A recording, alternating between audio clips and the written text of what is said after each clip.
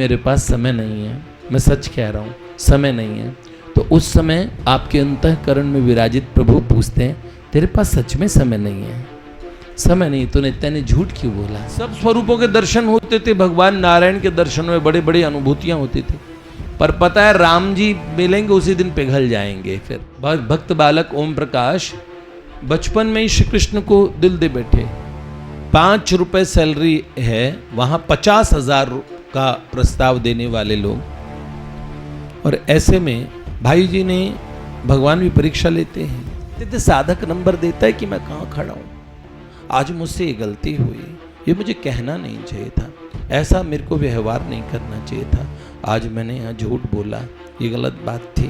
तभी देखा दाहिनी ओर से एक प्रकाश पुंज आया तेजी से, और ओम जी ने आश्चर्य में देखा, ऐसे लगा करोड़ों चांद धरती पे आ गए। इस इतिहास का सबसे लंबा व्रत किया उन्होंने, 70 दिन तक अन्न जल लिए बिना। 70वें दिन श्री कृष्ण ने जब उन्हें और सुरभि गौ का दूध पिलाया।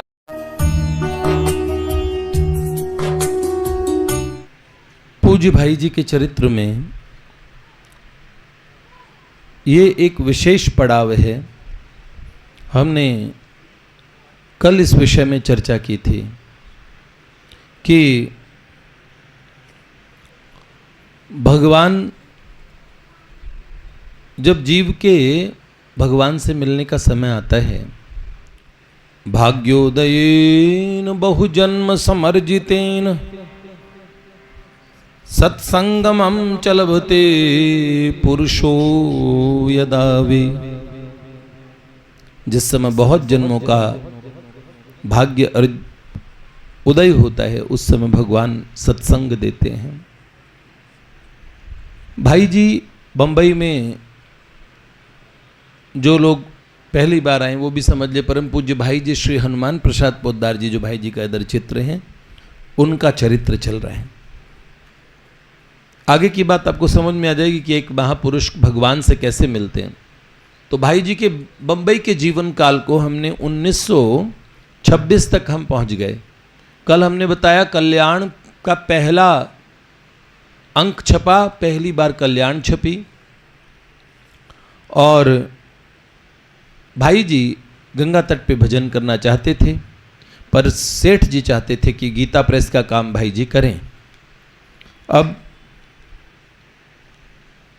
भाई जी को सेठ जी ने कहा 2-3 महीने गोरखपुर रह जाओ, और गोरखपुर में कल्याण का काम और अच्छे से सेटअप करके, गीता प्रेस का काम सेट करके, फिर तुम आ जाओ ऋषिकेश रहना, वहाँ भजन करना। अब इसी बीच में उस जमाने की करोड़पति फर्म हुआ करती थी हरनंद राय राम नारायण रुइया। हमने कहा महीने की सैलरी 5-5 रुपए महीने सैलरी होती थी उस जमाने में, 1925 के उस समय में।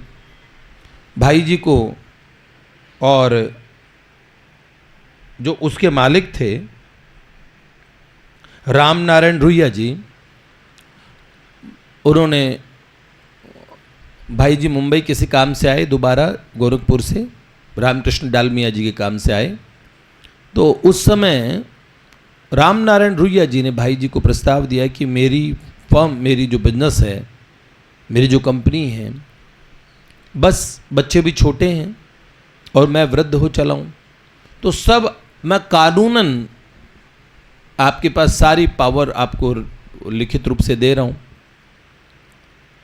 आपको बंगलो रहेगा, आपका गाड़ी रहेगी, ड्राइवर एनी टाइम रहेगा, और 50,000 रुपये आप अपने खर्चे के लिए प्रयोग कर लें। 5 रुपए सैलरी है, वहाँ 50,000 का प्रस्ताव देने वाले लोग। और ऐसे में भाई जी ने, भगवान भी परीक्षा लेते हैं। जब कोई उनके पथ पे चलता है तो वो कितने प्रलोभनों में फंसता है, कितने झांसों में आ जाता है, आता है कि नहीं आता, इस बात को प्रभु देखते हैं। मीरा जी तो राजरानी हैं,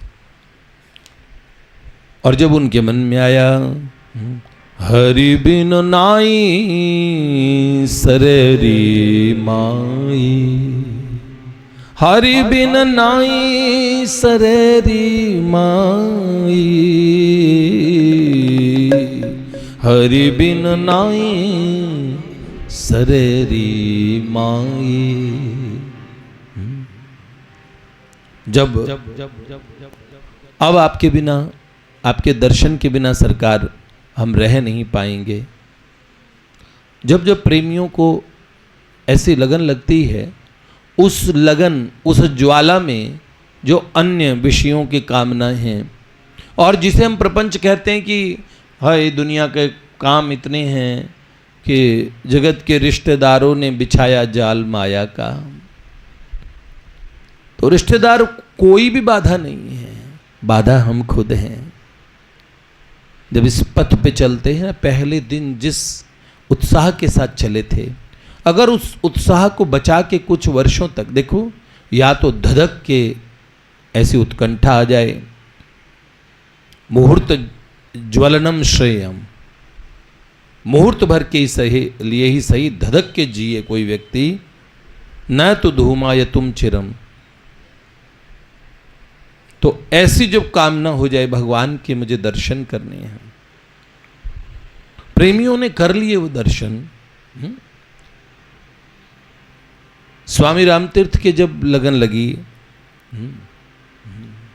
तेरा दर्श पाने को जी चाहता है, तेरा दर्श पाने को जी चाहता है, तुझ में समाने को जी चाहता है, तुझ में समाने को जी चाहता है, तेरा दर्श पाने को जी चाहता है, तेरा दर्श पाने को जी चाहता है, खुद को लुटाने को जी चाहता है, खुद को लुटाने को जी चाहता है।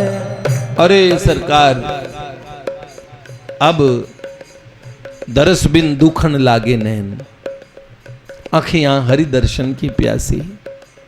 भाई जी के मन में ऐसी चटपटी इससे पहले कभी नहीं आई थी। बिंदु जी की जब ये स्थिति हुई, कन्हैया तुम्हें एक नजर देखना है, कन्हैया तुम्हें एक नजर देखना है, जिधर तुम छुपे हो उधर देखना है, जिधर तुम छुपे हो उधर देखना है। विदुर भीलनी के जो घर तुमने देखे हो, विदुर भीलनी के जो घर तुमने देखे, हमको तुम्हारा भी घर देखना है, हमको तुम्हारा भी घर देखना है। कन्हैया तुम्हें एक नजर देखना है, कन्हैया तुम्हें एक नजर देखना है, जिधर तुम छुपे हो उधर देखना है, जिधर तुम छुपे हो उधर देखना है। हाँ,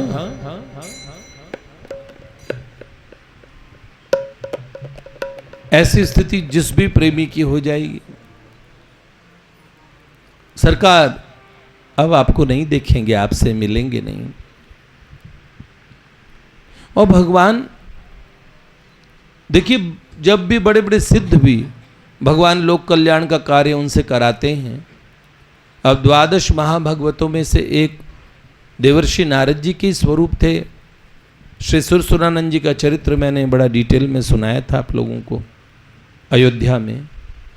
तो जब सरयू तट पे उनके मन में ऐसी लगन आई, तो 4 घुड़सवार बड़े सुंदर सुंदर और दक्षिण दिशा की तरफ से आ रहे थे, और देवदत्त नामक सुंदर श्वेत घोड़े पे जो श्याम सुंदर सवार थे ना, आय हाय, भुज प्रलंब कंजारुण लोचन, जिनकी विशाल भुजाएं और सुंदर बड़े बड़े नेत्र, ऐसा सुंदर छोरा, ऐसा सुंदर स्वरूप जब श्री अवधेश कुमार का देखा, और दूसरे श्याम सुंदर साथ में आ रहे थे दूसरे घोड़े पे, भरत भैया और दो घोड़े घोड़े भाई, ये चारों जने जब उतरे तो सुरसुरानंद जी महाराज एकदम ऐसे स्तब्ध रह गए, कुछ बोल ही नहीं पाए। राम जी को देख के मुख से वाणी नहीं निकली। तो सरकार ने तरकश से बाण निकाला और बाण को गालों से छुआ दिया, और जैसे छुआया, ओहो, अनंत जन्मों का ज्ञान, स्वरूप का ज्ञान, और सरकार से बोलने लगे। सब स्वरूपों के दर्शन होते थे, भगवान नारायण के दर्शनों में बड़े बड़ी अनुभूतियां होती थी, पर पता है राम जी मिलेंगे उसी दिन पिघल जाएंगे। फिर जो जिनका प्यारा स्वरूप होता है ना, वो उसमें, हाँ,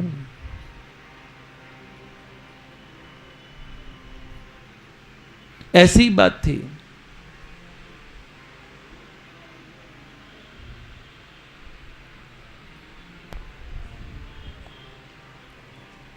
भगवान के दर्शनों के लिए भगवान जगतगुरु रामानुजाचार्य, शंकराचार्य भगवान, जो अपने ज्ञान मार्ग की प्रतिष्ठा करने वाले, सनातन धर्म का पुनरुद्धार करने वाले जगतगुरु शंकराचार्य भगवान, ज्ञानियों में अग्रगण्य शिरोमणि, और जब ठाकुर जी पे लुब्ध होते हैं तो भजे ब्रजे मंडनम समस्त पाप खंडनम सुभक्त चित्तरंजनम सदैव नंद नंदनम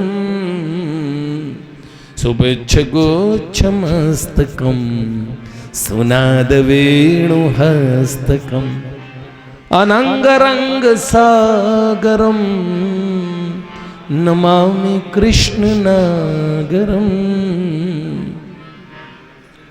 कौन है?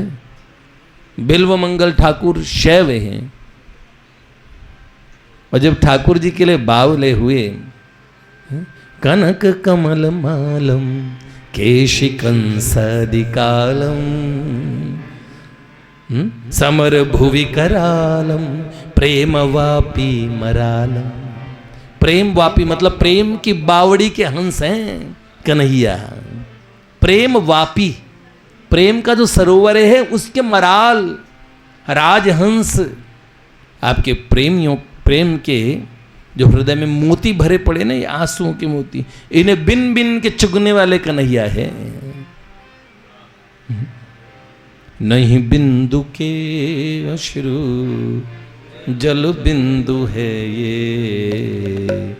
ये आंसू नहीं है, ये कुछ प्रेम के बीज है बो रहा हूँ मैं, घनश्याम का बाबला हो रहा हूँ मैं, घनश्याम का बाबला हो रहा हूँ। कभी हंस रहा हूँ कभी हंस रहा हूँ कभी रो रहा हूँ। जब प्रेमी भगवान को स्मरण करता है, बाबा तुलसी को मिले सरयू के नीर तीर विहरत रघुवंश वीर, तुलसीदास हरख निरख चरणन रज पाए। तुलसीदास ने दर्शन पाए। बाबा सूरदास जी,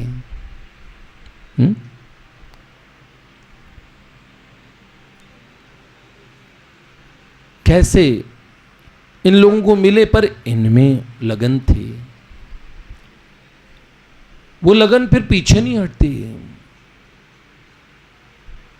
ओम प्रकाश जी, भक्त बालक ओम प्रकाश बचपन में ही श्री कृष्ण को दिल दे बैठे। बचपन में उनको मुन्ना बाबू कहते थे, मुन्ना बाबू, और उनको मनुआ कहते थे। भाई जी को मनिया कहते थे। ये मनु नाम बड़ा प्रसिद्ध है। तो ये इनको जब बड़ी लगन लगी, जयपुर में हॉस्टल में पढ़ने लगे थे, तो इन्होंने ये लॉफ्टी कैरेक्टर चार्ट बनाया था अपना। वो चार्ट है मेरे पास, उसमें कैसे अपने आप को नंबर देते थे। साधक अपने आप को नंबर ही नहीं देता, गिनता ही नहीं है, भगवान से बचने के बहाने ढूंढ लेता है। भगवान कहते प्यारे तू झूठ बोलता है, तू झूठ बोलता है, या तो ये झूठ है कि तू मुझे पाना चाहता है, या ये झूठ है तू कहता है ना नहीं मेरे पास समय नहीं है, मैं सच कह रहा हूँ समय नहीं है। तो उस समय आपके अंतःकरण में विराजित प्रभु पूछते हैं तेरे पास सच में समय नहीं है? समय नहीं, तूने तेने झूठ क्यों बोला? देखो हरि गुरु के दरबार में झूठ नहीं बोला जाता। आपका संसार में कहीं भी काम सिद्ध होता तो हमारे सेठ जी कहते थे झूठ की परंपरा अच्छी नहीं है। मेरे को बहुत सारे लोग मिलते हैं, भगवान के दर्शन की कामना की बात करते हैं, पर अब हृदय पे थोड़ी निराशा होती है। सोचता हूँ मैं तो पक्का कहता हूँ इसी जन्म में भगवान मिलेंगे। भैया कैसे मिलेंगे, हमारे तो लक्षण तो नहीं है मिलने वाले। भैया मुझे पता है मिलेंगे, पर जो मेरे पास होंगे, अभी थोड़ी देर पहले मैं उल्टियाँ करके आया हूँ। स्थिति ऐसी नहीं थी, हाथ पैर काँप रहे थे बहुत बुरी तरीके। थोड़ी देर सोचा, फिर मैंने कहा चलो उठ के चलते हैं। जब इधर जाऊंगा, दादा ने बोला आज बोलो मत। मैंने कहा बोलने में मैं सही हो जाऊंगा, बाबूजी की बात बोलूंगा तो ठीक हो जाऊंगा। पर मुझे ये बात पता है कि वो जिस किस्म की लगन चाहिए होती है वो लगन तो है नहीं, धधक्के वाली लगन भी नहीं है। संसार की छोटी सी प्रलोभन भी, आप छोटी सी भी बात में भगवान के प्रति और भगवान को दुरा देते हैं। छोटी सी बात में भी आपकी प्राथमिकता में भगवान 100वें नंबर पे मिलेंगे। आप कहते तो हैं कि जीवन का लक्ष्य भगवत प्राप्ति है, लेकिन प्रथम जिस दिन लक्ष्य नहीं सरकार, अब तो मुझे भगवान चाहिए। सुनो, एक दिन तुम भगवान को ही मांगोगे, पक्का मांगोगे। सब मांगेगा, पूरी विश्व, पूरी दुनिया। नास्तिक भी जब मरने लगता है तो जीवन के रूप में वो भगवान को ही मांगता है। शाश्वत जीवन सब लोग चाहते हैं, सदा का आनंद सब चाहते हैं। जीव की डिमांड सच्चिदानंद है। किसी महात्मा ने पूछा नास्तिक हो आस्तिक सबकी डिमांड भगवान है, कैसे हैं जी?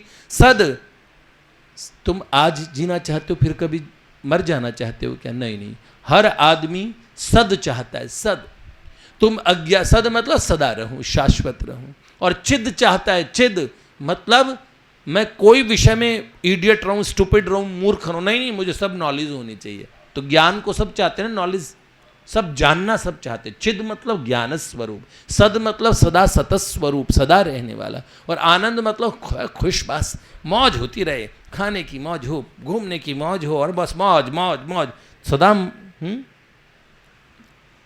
अरे मौज तो कैसे होगी? क्यों? जीवन में तो दुख सुख दुख की मौज है, और भगवान के यहाँ दूसरी मौज है। तो किस उनकी मौज में रहोगे? शरणानंद जी महाराज कहते थे कि दुनिया मौत में है और मैं मौज में हूँ, शरीर मौत में है और मैं मौज में हूँ।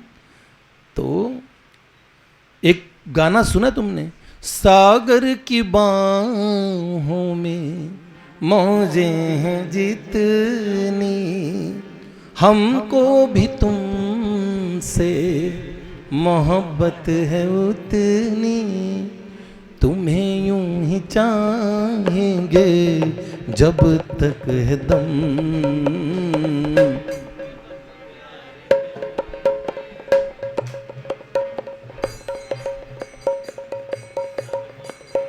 हाय हाय हाय। अब इन मौजों में रहो, मौज में रहो सदा। लेकिन हम भगवान को दुरा के रहते हैं। बात भगवत दर्शन की करते हैं। भाई जी का पुराना जीवन सुनो, इससे आधार बनता है कि भगवान की प्राप्ति कैसे लोगों को होती है।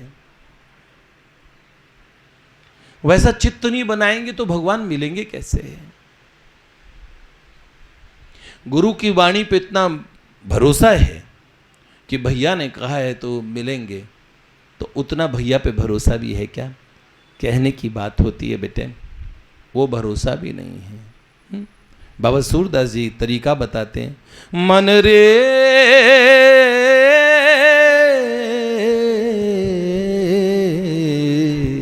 कृष्ण नाम कह लीजे,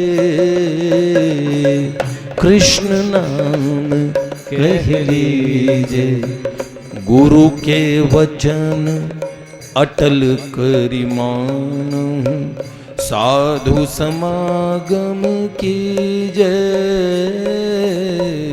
साधु समागम कीजे। पढ़िए गुनिए भगति भागवत, पढ़िए गुनिए भगति भागवत, और कहा तप कीजे,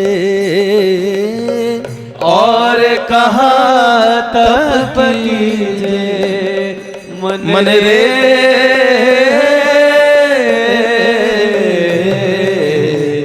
कृष्ण नाम कह लीजे, बांके बिहारी कह लीजे। हाँ, बाबा सूरदास जी कहते हैं कृष्ण नाम रस बहे जा रहा है, तुम प्यास तो लाओ, ऐसी प्यास बुझेगी। युग युग के प्यासे को तकदीर ने जैसे जी भर के अमृत पिलाया, ऐसा ही सुख मेरे मन को मिला है, मैं जब से शरण तेरी आया, मेरे नाम भटका हुआ मेरा मन था, कोई मिल ना रहा था किनारा, लहरों में बढ़ती हुई नाव को जैसे मिल ना रहा हो किनारा, मिल ना रहा हो किनारा, इस लड़खड़ाती हुई नाव को जो किसी ने किनारा दिखाया, सुख मेरे मन को मिला है, मैं जब से शरण तेरी आया, मेरे राम। शरण आओगे? अरे भैया मिलना चाहोगे?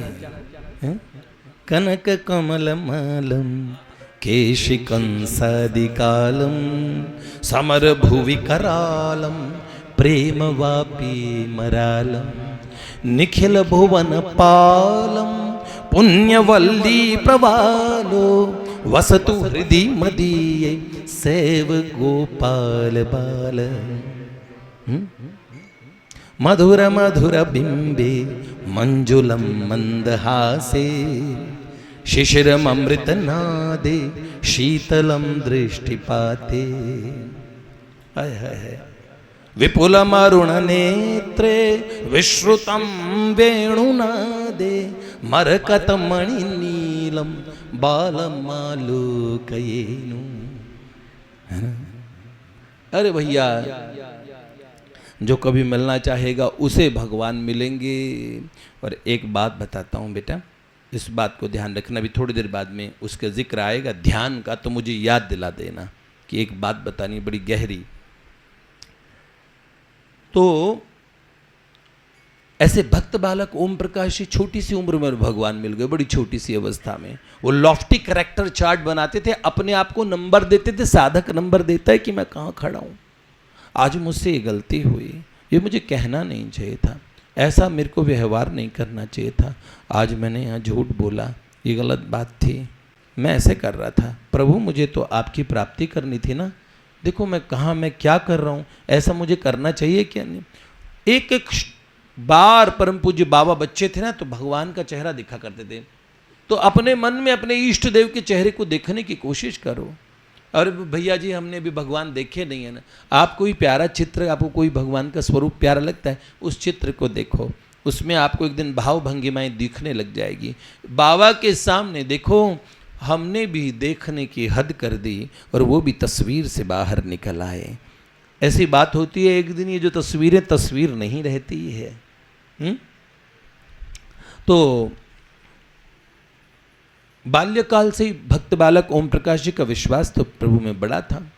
एक बार राजस्थान में टिड्डी दल आए, टोंक के थे, राजस्थान में टोंक जिले के थे, टोंक के ही दूसरे थे। टोंक में 2 लोग बालक भक्त हुए हैं, बताऊं टोंक के कौन थे? धन्ना जाट। ये टोंक के जाट धन्ना थे और टोंक के ही भक्त बालक ओम प्रकाश जी थे। बाल्यकाल से, क्योंकि मैं राजस्थान का रहा हूं मूल, उस मिट्टी में भक्तों की और वीरों की गाथाएं दबी पड़ी है, सतियों की। तो वहां जाते ही स्वाभाविक बाबा, जब हमारे बाबा और राजस्थान पहुंचे जैसे ही और मेवाड़ की धरती पे गई, तभी उन्हें पद्मनियों का जौहर दिखने लगा। वो हरे जो एक तरह के घास जैसा होता, उसकी रोटी किस प्रकार हिंदवी सूर्य महाराणा प्रताप और कैसे एक से एक वीरों की, तो बाबा अश्रुपात करते रहे। उन्होंने कहा अनोखी धरती पे आ गया हूं मैं, वीरों की, शूरों और संतों की धरती पे आ गया हूं। तो टोंक में भक्त बालक ओम प्रकाश जी जब हॉस्टल से आए, तो जयपुर से छुट्टी में आए थे और उनका मन लग नहीं रहा था, तो रात में बड़े उदास हो गए। उस समय सावन का महीना था, हरियाली तीज वगैरह आने वाली थी, तो हरियाली हरियाली सब तरफ थी। और रात को अकेले ही चुपचाप घर का दरवाज़ा खोला, वहाँ पे अन्नपूर्णा पहाड़ है, उस अन्नपूर्णा पहाड़ पे रात को अकेले खुद चले गए और झिरमिर झिरमिर हल्की बारिश हुई, फिर चांद क्लियर दिखने लगा, स्पष्ट दिखने लगा। तो यह कैसी बरसात रे सावन, यह कैसी बरसात। और बड़े उसी समय एक पक्षी आया, वो वैसे ही रो रहे थे भगवान की स्मृति में, वो इतना सुंदर आवाज में बोलने लगा, तो उसे सुन के उनका हृदय धड़कने लगा। उन्हें लगा श्याम सुंदर ने अपने कोई वहां का दिव्य वृंदावन का कोई पंछी भेजा है। बादल खुल चुके थे, चंद्र देवता के पास बादल फुइयां की तरह उड़ रहे थे, जैसे रुई होता ना, रुई ऐसे। तो चांद को देखने लगे और ऐसे लगा चांदनी ने बड़े बड़े पर्वतों की, बादल चांदनी में चमक रहे थे, तो ये रुइयां श्वेत चमकीली चादर बिछा दी हो किसी ने, और छोटे छोटे बादलों के टुकड़े चांद के आसपास से गुजर रहे थे। ऐसा बस इतना देखना था। उन्हें लगा कि जैसे बादल कबड्डी खेल रहे हैं, चंदा से बादल कबड्डी खेल रहे हो। उसी समय उन्हें ब्रज की वो लीला दिखने लगी कि ब्रज लीला में ठाकुर जी अपने सखाओं के साथ कबड्डी खेल रहे हैं और उस कविताएं बनाते थे ओम जी उसी समय। और उस कविता को देख के इतने भाव विवल हुए और उन्होंने उसी समय एक कविता बनाई। हाँ? और कविता क्या थी? खेलत चंद्र कबड्डी, चांद कबड्डी खेल रहा है, तो कन्हैया को बोली उन्होंने, देखो खेलत चंद्र कबड्डी, काले काले बदरान के संग, काले काले बदरान के संग, खेलत चंद्र कबड्डी, खेलत चंद्र कबड्डी, खेलत चंद्र कबड्डी, देखो देखो खेलत चंद्र कबड्डी। क्या कह रहे हैं? बादलों को देख के बोल रहे हैं, बादल सारे छू छू भागे, बादल सारे छू छू भागे। अब बादलों को देखते अचानक सखा दिखे और कन्हैया को छू छू के सखा भाग रहे और कन्हैया हार जाते हैं अपने सखाओं से। तो ऐसे दिव्य लीला देखने लगे और ठाकुर जी को सुना रहे हैं कि बादर सारे छू छू भागे, बादल सारे छू छू भागे, यह रह गयो फिसड्डी,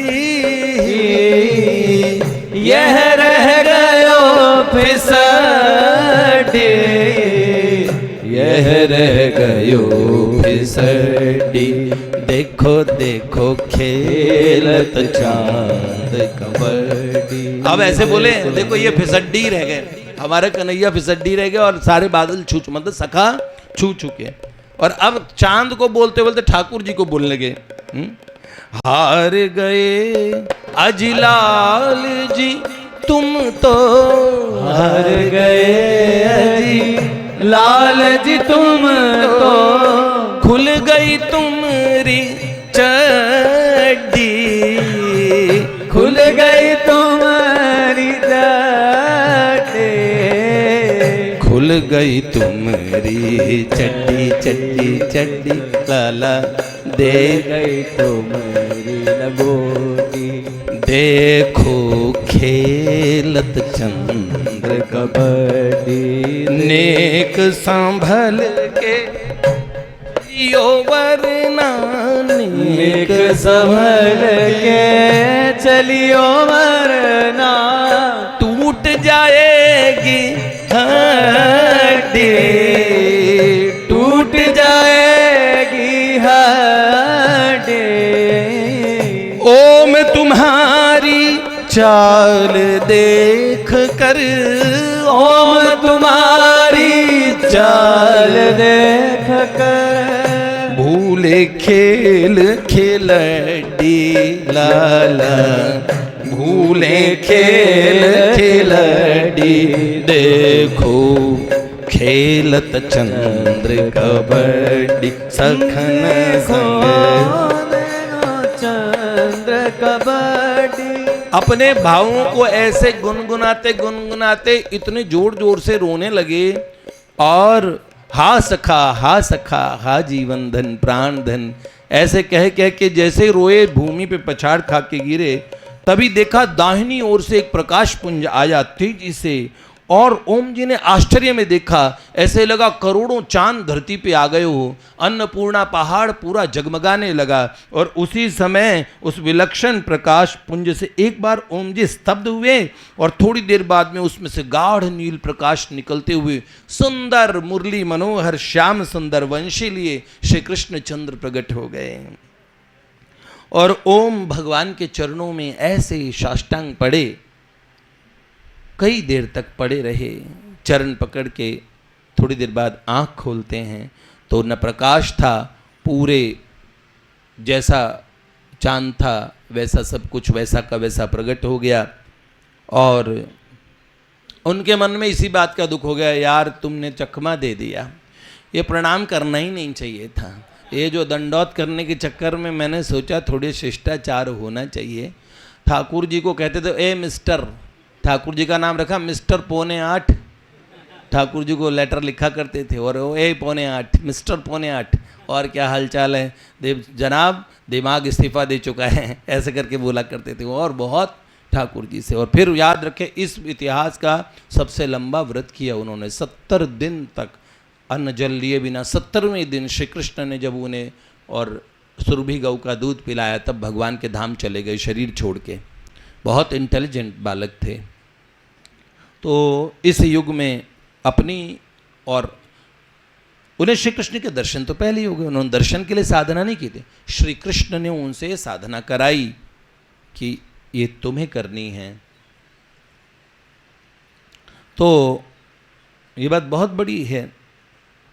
अस्तु, जो विषय आया इस भाई जी के चरित्र में इस समय आया भगवत दर्शन की उत्कंठा। 30 अगस्त 1927 की बात है कि भाई जी उधर बॉम्बे से और गोरखपुर दोबारा आ गए और कल्याण के दूसरे वर्ष के तीसरे अंक के संपादन में लग गए और सारा कार्य तो कर रहे थे, लेकिन जो वार्षिक अंक आता है, भाई जी बहुत मेहनत करे थे उस समय, लेकिन अब भाई जी को पता नहीं क्या हो गया, ये भगवत दर्शन की लालसा। अभी तक तो ध्यान करते थे, ध्यान में भगवान को देखते थे, पर भगवान को सखीरी में कब नहीं रखूं घनश्याम। और ऐसे ही कामना हुई, भाई जी का मन छटपटाने लगा, प्रभु सामने क्यों नहीं आते, ऐसी स्थिति थी, भाई जी सब कुछ स्वाहा करने के लिए तैयार हो गए। सुनिए, भगवत दर्शन के लिए सब कुछ स्वाहा करने की स्थिति पे आना पड़ता है। या तो आप इस गलतफहमी में रह लो, चलो भगवान तो मिले मिलाए हैं, ये तो सत्य है, तो मिले मिलाए तो आप ऐसे कहते हैं, अस प्रभु हृदय अछत अविकारी, अस प्रभु हृदय अछत अविकारी, सकल जीव जगदीन दुखारे मेरे राम राजा राम प्यारे राम। भगवान तो सबके हृदय में बैठे हैं, तब भी लोग दुखी क्यों हैं? हाय हाय, जाना चाहते हैं जहाँ शिव सखी मान, ले चलो निज महल में नंद नंदन, उस महल में ले चलो नंद नंदन, निज महल में ले चलो नंद। अब मुझे बताओ, एक बार तो महल में जाना पड़ेगा, तब चैन मिलेगा। एक मुलाकात हो जाएगी, फिर तो बड़ा चैन मिलेगा। एक मुलाकात होनी जरूर। और बाबूजी की स्थिति उस समय कैसी हुई? प्रियतम से मिलने को जिसके प्राण कर रहे हाहाकार, प्रियतम से मिलने को जिसके प्राण कर रहे हाहाकार, गिनता नहीं मार्ग की कुछ भी दूरी को वे किसी प्रकार। अरे मार्ग की दूरी नहीं देखता प्रेमी, ये पूछते हैं, ये तो जरूर पूछते हैं कब मिलेंगे, लेकिन निराश होके नहीं पूछते। अभी 20 वर्ष लगेंगे, 20 साल 2 साल भजन करते हुए हो गए, भगवान नहीं आए हैं। चलो फिर भोजन करते हैं, स्विगी को ऑर्डर करो,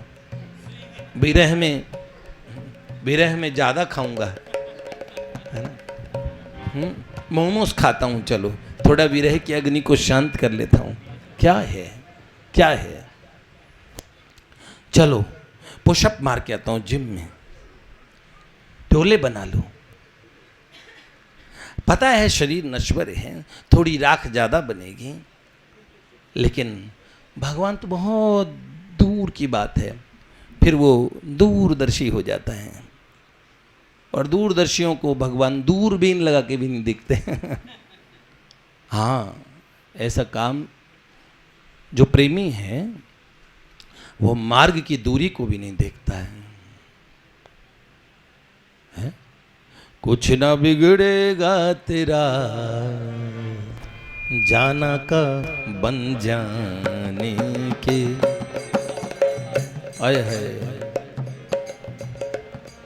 खुद मंजिल आपसे आके मिल लेगी। सफर, अरे कोई समय कोई ऐसी चीज नहीं है, ये जो दूरियां हैं भगवान इन्हें पार करना चाहेंगे तो बोलो कितनी जल्दी हो जाएगी, लेकिन वो आपकी चाहत तो देखेंगे। याद रखना, ध्यान के प्रकरण में मैं आपको एक बहुत इंपॉर्टेंट सूत्र बताना चाहता हूं, इसको ध्यान रखेंगे तो आपको बड़ा लाभ होगा। तो गिनता नहीं मार्ग की कुछ भी दूरी को, वह किसी प्रकार नहीं ताकता किंचित भी, शत शत बाधा विघ्नों की ओर, दौड़ छूटता जहां बजाते मधुर बंसरी नंद किशोर। वहां दौड़ छूटता है जहां पे भगवान बंसी। भाई जी की स्थिति, एक लाल सा मन में है धारूं, एक लाल सा मन में धारूं, बंसी बट कालिंदी तट नट, बंसी बट कालिंदी तट नट, नागर नित्य निहारूं नट, नागर नित्य निहारूं, एक लाल सा मन में धारूं, एक लाल सा मन में धारूं। भाई जी के दर्शनों के भाव को लेके ऋषभ के पास अगर कोई सुंदर पद हो निकाल सकते हो तुम और गा सकते हो, क्योंकि भाई जी चरित्र में ये एक हीरा हमारे पास बैठा है जो परम पूज्य बाबूजी बाबा की सुंदर पदों को गाता है। एक लाल सा मन मह धारूं, एक लाल सा मन मह धारूं, एक लाल सा मन मह धारूं, एक लाल सा मन मह धारूं, बंसी बट कालिंदी तट नट, बंसी बट कालिंदी तट नट, नागर नित्य निहारूं नट, नागर नित्य निहारूं, एक लाल सा मन मह धारूं, एक लाल सा मन मह धारूं, मुरली तान मनोहर सुने सुने, मुरली तान मनोहर सुने सुने, तन सुधि सकल विसारों,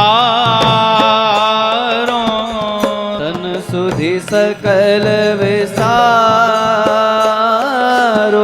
पल पल निरखी झलक गगन, पल पल निरखी झलक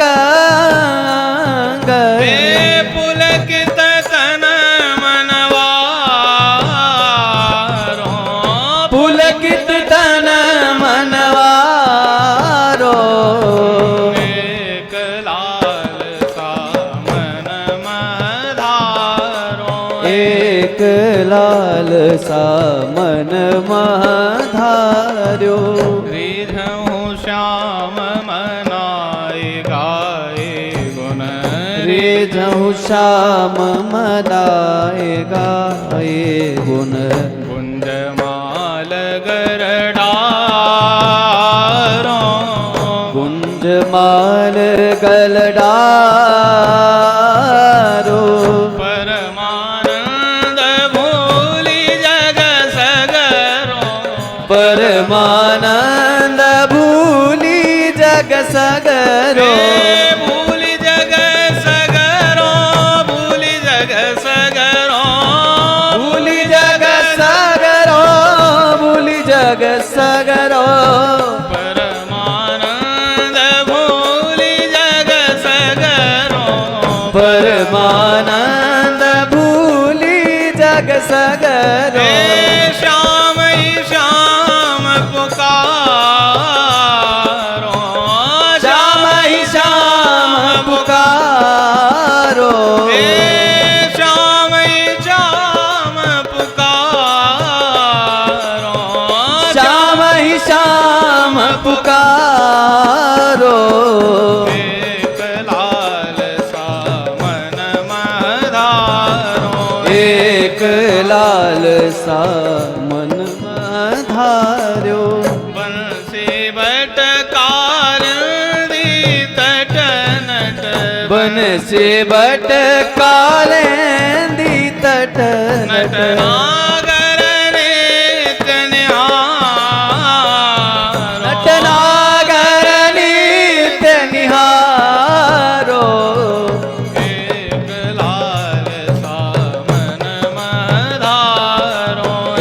एक लालसा मन में धारो। एक बहुत सुंदर बात बताता हूँ आपको। एक महात्मा ने पैरामीटर बताया, साधक कौन तरक्की करेगा आगे, भगवत दर्शन तक की यात्रा कौन कर पाएगा, बाद में पतन होके भ्रष्ट हो जाएगा कि नहीं होगा, और कौन साधक अच्छा जाएगा। तो उन्होंने कहा कि श्रवण की निष्ठा, सत्संग सुनने की निष्ठा, उन्होंने कहा मैं लिख के कह सकता हूं, जिसका श्रवण बहुत अच्छा होता है, कैसे भी पाप पंक में पड़ा हुआ है वो व्यक्ति, श्रवण निष्ठा उसको इतनी ऊंचाई पे ले जाएगी जिस ऊंचाई की बड़े बड़े साधना में बैठे लोग, हमारे सेठ जी और स्वामी जी महाराज तो सत्संग से बड़ा कोई साधन नहीं मानते थे। वो कहते थे एकांत की साधना जो युगों युगों तक करते हो, सत्संग की कुछ घड़ियों में काम हो सकता है। तो कहते थे सत्संग अगर कोई ध्यान से सुनता है, श्रवण करता है, श्रवण अच्छा है, और जो श्रवण से जी चुराता है, सत्संग से जी चुराता है, सत्संग में नहीं बैठता। सत्संग का व्यसन है ना, व्यसन है, व्यक्ति खराब है, और सत्संग का व्यसन है। समझ लो कि वो बड़े बड़े पूज्यतम लोगों की स्थिति को पाने वाला है, और बड़ी से बड़ी पूज्यतमों वाली अवस्था क्यों न हो, अगर सत्संग इत्यादि में मनोवृत्ति नहीं है ना, तो इसका मतलब मन पतन को पकड़ेगा, भ्रष्ट हो जाएगा। क्योंकि सिद्धावस्था तो आई नहीं एकांत में रहने वाली, और सत्संग में वासना नहीं, भीतर में लगाव नहीं, रुचि नहीं, फिर काम नहीं बनेगा, बिल्कुल नहीं बनेगा। इस मार्ग में अनोखी संतों की वाणियों में यहां तक लिखा है कि निज करनी का करे भरोसा, मलुकपीर सरकार गाते ना, तो करनी के भरोसे से ना कोई तरा है और ना कोई तर सकता है। इसलिए सत्संग सुनने की, और दूसरी, ये तो उसके आगे की स्थिति की भविष्यवाणी हुई, और दूसरी भविष्यवाणी ये है कि दूसरी एक एक्चुअल बात, अगर आध्यात्मिक जगत में रुचि हो चुकी है और थोड़ी आपका स्टैंडर्ड बढ़ा है मन का, मतलब आप परिपक्व हुए हैं, तो जिस दिन आपको ये पद वगैरह समझ में आने लगे और इनमें रुचि हो जाए, पदों में, इन पदों में, इसका मतलब आपको लीला का प्रवेश और दर्शन वगैरह मिलने वाला है। ये आध्यात्मिक जगत की कुंजियां, वेद रसिकन की वाणी, यहां पे सबसे बढ़ के इन्हीं वाणियों को माना जाता है। और अगर ये वाणियां समझ में नहीं आती, इसका मतलब अभी समझो हम बहुत कच्चे हैं, बहुत कच्चे हैं, बिल्कुल बच्चे हैं। जिनको ये वाणियां समझ में आती है, इन वाणियों का प्रताप ऐसा होगा, ये वाणियां उसे खींच के अंदर बुला लेगी।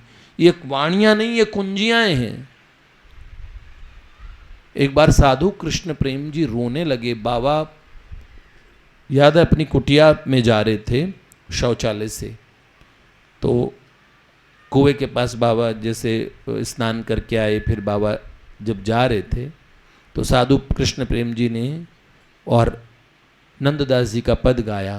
बाबा भाव निमग्न अवस्था में उन्होंने उनकी तरफ देखा, फिर बाबा बड़े प्रसन्न हुए। तो वो रोने लगे कि मन की अगर पाप पंक में डूबी अवस्था हो तो क्या करे साधक, कैसा करे, जो एक हर एक साधक का रोना है।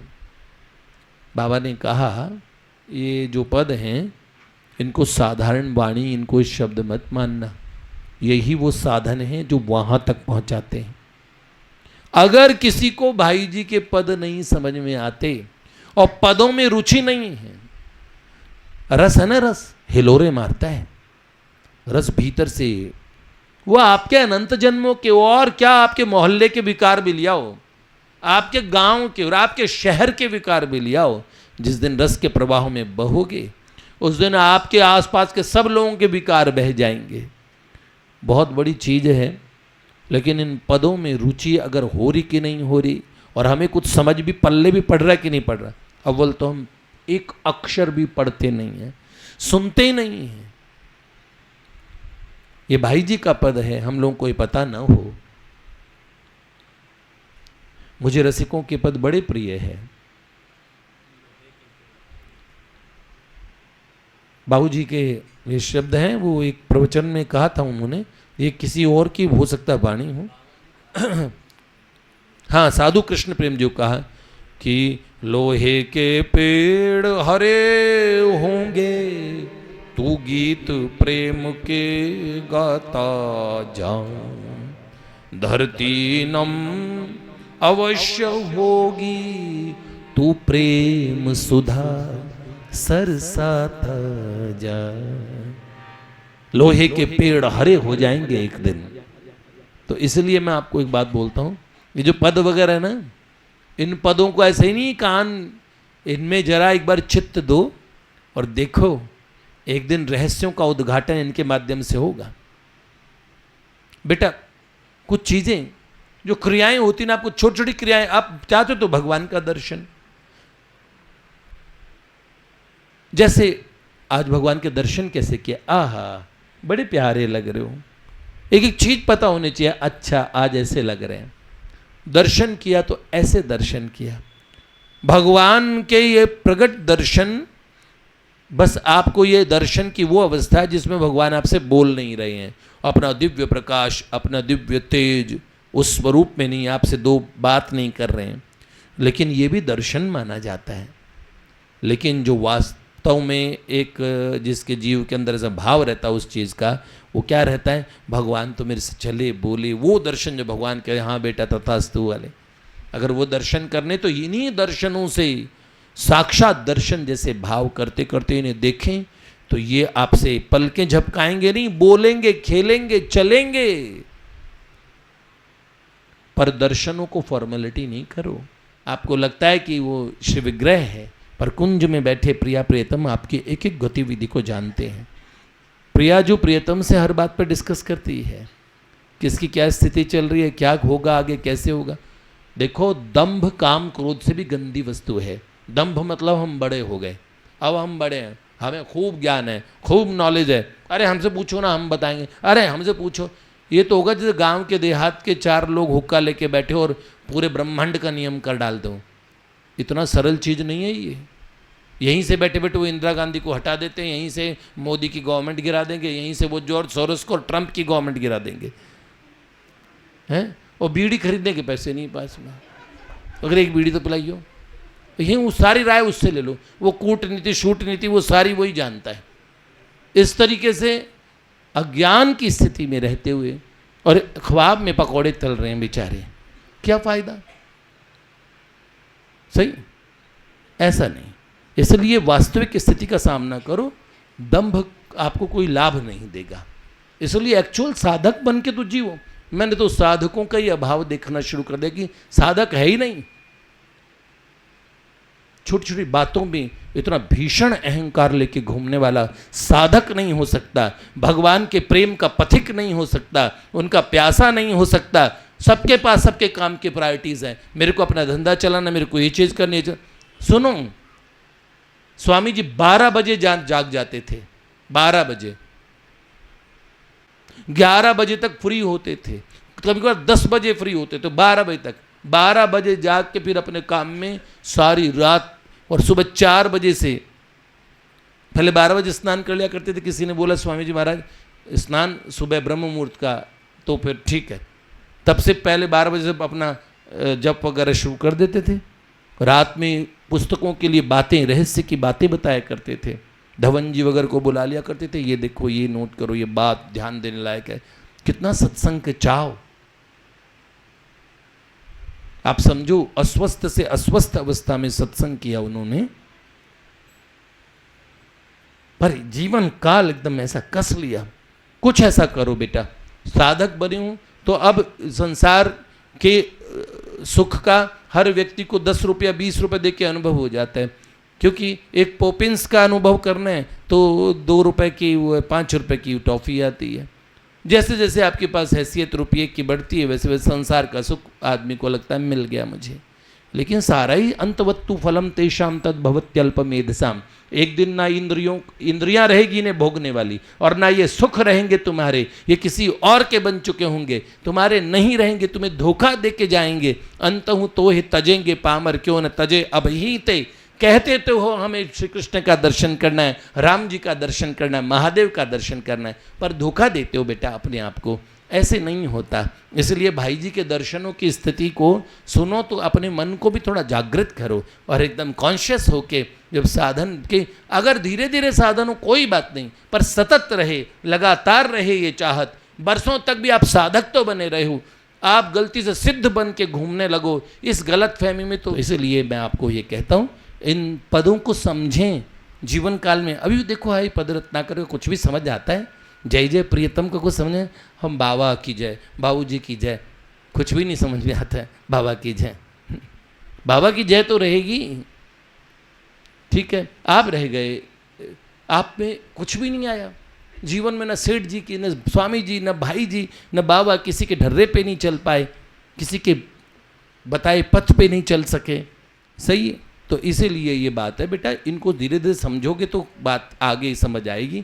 नहीं तो हम भी अपनी बात कह के यहाँ से, मुझे हमेशा, मैं रोज़ सोचता हूँ रात्रि में, इस आँख, रात्रि तो मेरी होती नहीं, तो जब मैं सूर्य भगवान वगैरह के सबके दर्शन वगैरह करने के बाद में, जब सारा संसार अपने ऑफिस वॉफिस जा रहा होता है, उस समय जब मैं सोने के लिए जाता हूँ तो प्रभु से कहता हूँ कि बहुत अच्छा ये 24 घंटे जीवन का मिला, अब आँख खोलूँ तो ऐसे ही आपका स्मरण करूँ, और आँख बंद करूँ मैं, और बस ये हिसाब पूरा करके जाता हूँ।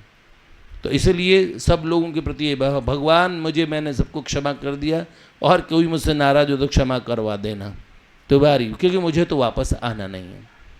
अपनी तरफ से जिम्मेदारी से जीवन जीते हुए अपना पूरे के क्षण का हिसाब देना है। तो जो मेरे पास रहते हैं वो सर, अगर वो भी इतना भी समझ के जान गए कि साधन बड़ी अच्छी चीज़ होती है, जिसके लिए कोई व्यक्ति पूरा मर मिटता है, तो मेरे साथ रहने वालों को तो बहुत अच्छे से समझ जाना चाहिए इस चीज़ को। वो आगे और लोगों को भी बता पाएंगे कि साधन एक ऐसी वस्तु होती है। मुझे पता है कि सिद्ध से सिद्ध अवस्था में पहुंच जाओ बेटा, साधन करना ही चाहिए, भजन करना ही चाहिए, ये जीवन की इसमें ही साफल्य है। ठीक है, श्री लाडली लाल की जय।